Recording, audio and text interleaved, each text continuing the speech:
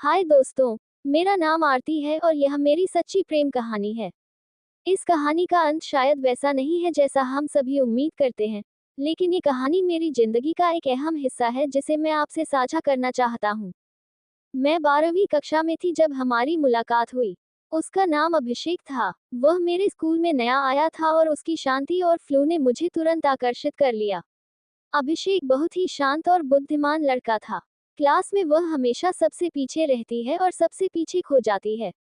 मुझे यह अदा बहुत अच्छी लगती थी। हमारी पहली मुलाकात स्कूल की लाइब्रेरी में हुई थी। वह एक किताब ढूंढ रहा था जो वहां नहीं मिल रही थी और मैंने उसकी मदद की। उस दिन के बाद से हमारी बातचीत शुरू हुई। हम धीरे धीरे अच्छे दोस्त बन गए। वह मेरी हर बात ध्यान से सुनती और मुझे समझाती थी। उसकी सोच और उसकी बातें मुझे बहुत प्रभावित करती थीं। हम दोनों की दोस्ती दिन ब दिन गहरी होती गई और मैं उसके बिना अपनी जिंदगी की कल्पना भी नहीं कर सकता था। एक दिन मैंने हिम्मत करके उसे अपने दिल की बात बताने का फैसला किया। मैंने कहा, अभिषेक, मुझे लगता है कि मैं तुम्हें पसंद करने लगी हूँ। उसने थोड़ी देर चुप रहने के बाद कहा, आरती, मैं भी तुम्हें बहुत पसंद करता हूँ। हमारे बीच प्यार की शुरुआत हो गई थी। हम दोनों एक दूसरे के साथ बहुत खुश थे। स्कूल के बाद हम घंटों साथ साथ एक दूसरे के सपने और ख्वाहिशों के बारे में बात करते हैं। मुझे लगता है कि हम हमेशा साथ रहेंगे और हमारी कहानी कभी खत्म नहीं होगी। लेकिन जिंदगी हमेशा हमारी उम्मीदों के मुताबिक नहीं चलती। 12वीं की परीक्षा के बाद अभिषेक के पिता का ट्रांसफर दूसरे शहर में हो गया। हमें अलग होना पड़ा। उस दिन हम दोनों ने बहुत रोया। उसने मुझसे वादा किया कि वह मुझे कभी नहीं भूलेगा और हमेशा मेरे संपर्क में रहेगा। हमने फोन और चिट्ठियों के माध्यम से एक दूसरे से संपर्क बनाए रखा। लेकिन धीरे धीरे उसकी चिट्ठियां कम होती गईं और फोन कॉल भी आने लगे। मुझे समझ में नहीं आ रहा था कि हमारे बीच क्या गलत हो रहा है। मैंने कई बार उसे फोन किया, लेकिन उसने कभी जवाब नहीं दिया। फिर एक दिन मुझे उसकी माँ का फोन आया। उन्होंने बताया कि अभिषेक को कैंसर हो गया है और वह बहुत बीमार है। ये सुनकर मेरे पैरों तले जमीन खिसक गई। मैंने तुरंत उसके शहर जाने का फैसला किया। जब मैं वहां पहुंचा, तो मैंने देखा कि अभिषेक बहुत कमजोर हो चुका था। उसकी आंखों में अब भी वही प्यार था, लेकिन वह बहुत थका हुआ और दर्द में था। उसने मुझे देखा और मुस्कुराया। उन्होंने कहा, आरती, मैं आखिरी बार देखना चाहता था। मैं जानता हूँ कि मेरे पास ज्यादा समय नहीं है, लेकिन मैं चाहता हूँ कि तुम जानो कि मैं उससे कितना प्यार करता हूँ। मेरी आंखों से आंसू आए। मैंने उसका हाथ पकड़ा और कहा, मैं हमेशा तुम्हारे साथ हूँ, अभिषेक। उसके बाद के कुछ दिन हमने साथ बिताए। हम अपने पुराने दिन की बातें करते, हंसते और रोते। लेकिन मैं यह मानती थी कि हमारा समय बहुत कम है। एक दिन अभिषेक ने मुझसे कहा, आरती, मेरे जाने के बाद तुम अपना ख्याल रखना। अपनी जिंदगी जीना और खुश रहना।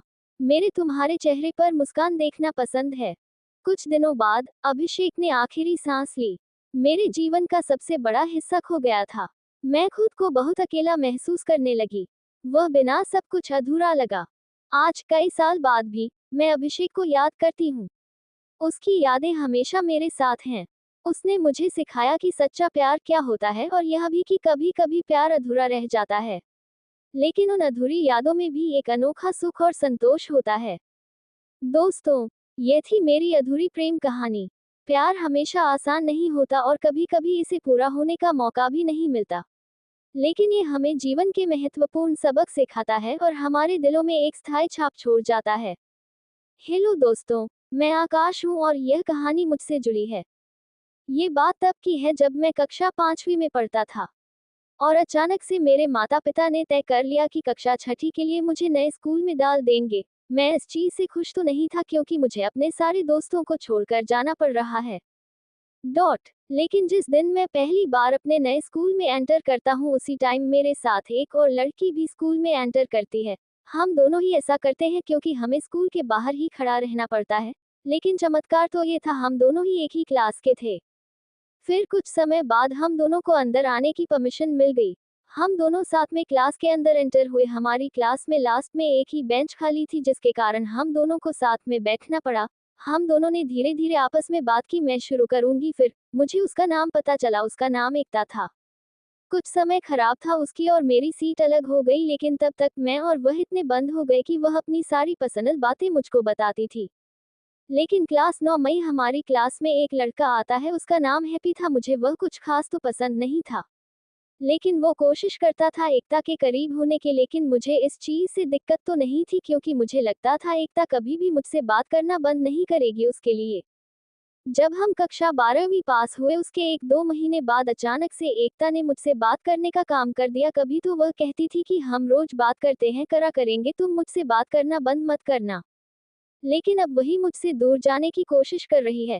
काफी समय बाद उसके मैसेज आने बंद हो गए। मुझे लगा उससे मेरा नंबर डिलीट हो गया होगा, तो एक दिन मैंने उसको मैसेज किया। हमारी बात वैसे तो 1-2 घंटे चल जाती थी आराम से, लेकिन उसे दिन 5 मिनट भी नहीं चली और एकता ने मुझे बाय बोल दिया। मुझे लगा उसे कोई कम होगा, लेकिन उसे दिन के बाद कभी भी उसका मैसेज नहीं आया। फिर मैंने हैप्पी से बात की, उसे पता चला वह और एकता तो रोज 2 बजे तक बात कर लेते हैं। फिर मुझे कारण पता चला उसका मुझसे बात ना करने का। एफआईआर मैंने एक दिन सोचा क्यों ना उसे मिलकर ही बात की जाए, और मैं उसके अगले दिन ही उसकी गली में पहुंच गया, क्योंकि उसकी गली में मेरा एक दोस्त भी रहता था। एकता ने मुझे देखा जब मैं अपने दोस्त से मिल रहा था, लेकिन उसने एक भी कोशिश नहीं की करा मुझसे बात करने का। उसने मुझे छत से देखा तो सही, लेकिन बात नहीं करने के लिए मैं फिर हम भी चले गए उधर से। फिर कुछ समय खराब पता चलता है एकता और हैप्पी टू रिलेशनशिप में है, और उसने मुझे ये चीज कभी नहीं बताई। उसके दिन खराब, मैं इस तरह से टूट गया। ना किसी से मिलने का आदमी करता है, ना किसी से बात करने का।